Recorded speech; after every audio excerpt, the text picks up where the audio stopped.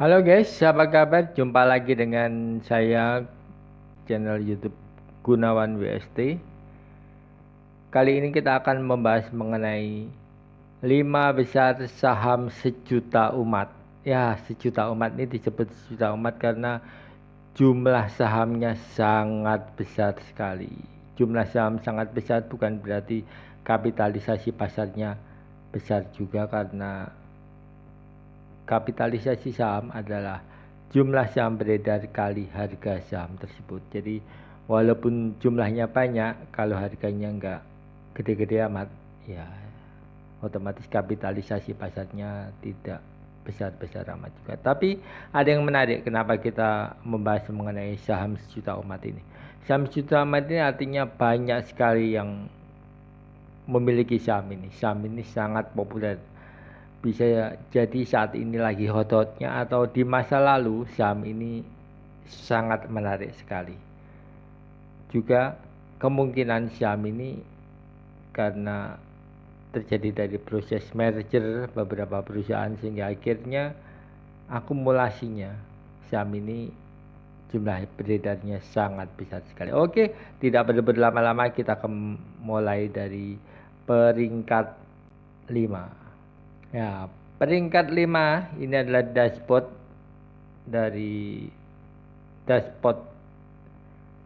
buatan saya.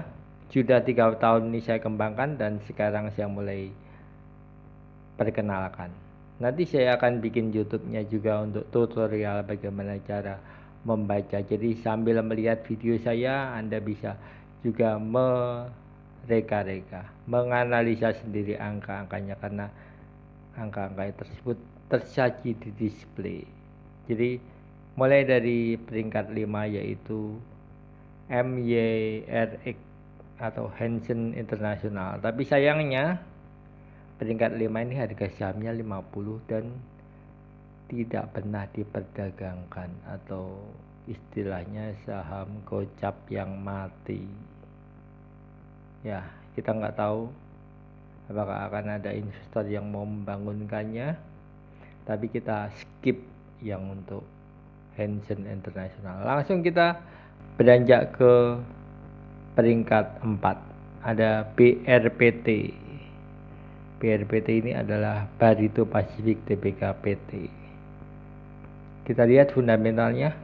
Dia ada di harga 1115 dan pada hari Kamis 4 Februari 2021 ini tidak diperdagangkan ya.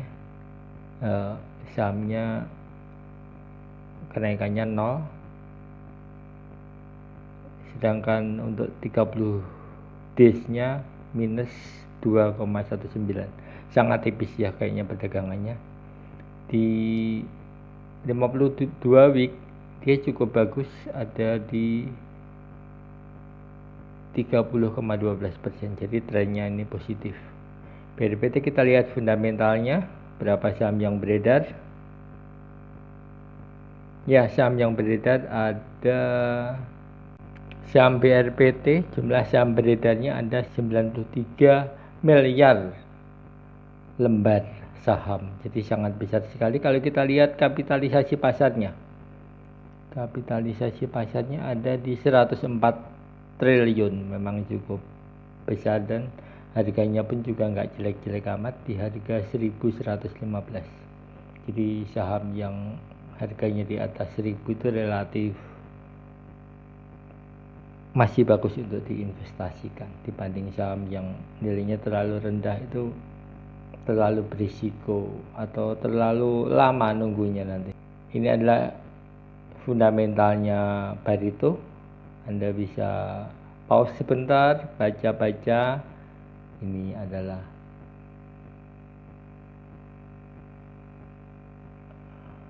ini total revenue-nya, dia datar saja, dan liabilitasnya sangat tinggi sekali. Jadi saham ini secara ekuitasnya cukup rendah ya. Saham-saham lama biasanya memang seperti ini. Kita bergeser ke peringkat 3. Peringkat 3 ada HMSP, Hanjaya Mandala Sampurna, atau produsen pabrik Sampurna. Dia ada di harga 1.395, kemudian kenaikan hariannya ada di minus 2,45 dan kenaikan 30 harinya ada di minus 5,74, sedangkan di 52 week dia ada di minus, teritori minus ya, minus 38. Ini minus bentangan berdasarkan 52 week ya. Jadi dia ada di teritori negatif. Kemudian kita lihat fundamentalnya. Jumlah saham beredarnya lebih banyak lagi, 116 miliar lembar saham. Kinerja keuangannya, omsetnya cenderung turun ya. Karena memang ini pabrik rokok itu terkena dampak pertama COVID-19, orang jadi lebih care tentang pernafasan, kesehatan di saluran pernafasan, dan efek dari pajak atau cukai rokok yang naik, baru saja naik, dan itu sudah diinfokan jauh-jauh hari, jadi memang cukup terpukul. Kemudian dari segi liabilitas dan total equity-nya terjadi penurunan ekuitas yang cukup dalam di semester pertama 2020 ke semester 2 2020 ya. Jadi emang kinerjanya nggak bagus-bagus amat. Kalau kita lihat harganya di 1.300, hariannya minus 2,45 dan 30 harinya di minus 5,74. Saya pikir wajar ini ya, dia mengalami tren menurun karena emang tantangan dan prospek juga kinerjanya saat ini nggak bagus-bagus amat. Kita lanjut ke peringkat 2. Peringkat 2 ada BBRI. BBRI harga sahamnya di 4.490. Kenaikan hariannya ini 1 sen yang plus, ini yang plus ya, 2,51. Kemudian 30 harinya dia datar. Dan 52 weeknya dia trennya naik, rentangnya di 67%. Kita lihat sekarang, ini adalah grafiknya. Dia sempat naik tinggi ini di tanggal 20 Januari ya, tertingginya BRI, kemudian turun.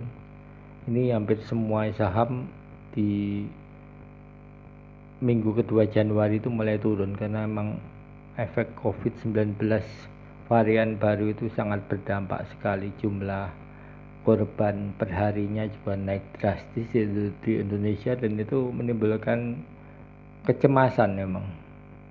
Jadi memang hampir semua saham IHSG sempat nyentuh di 6.400, turun di bawah 6.000.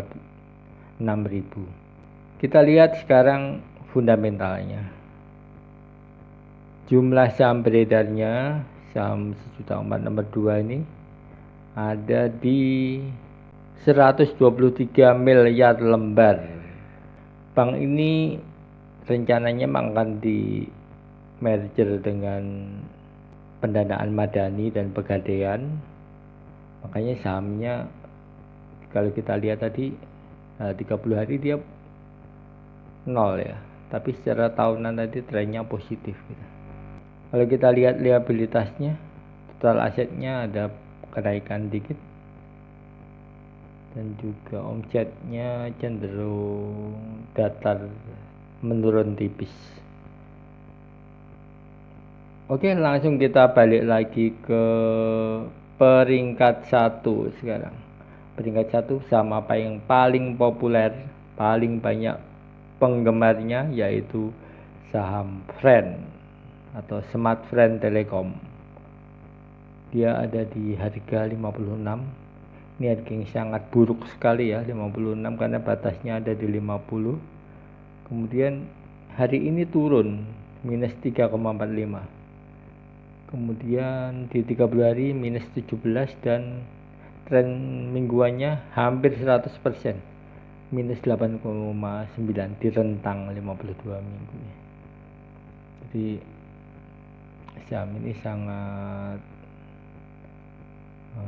menyedihkan. Saham Smartfren ini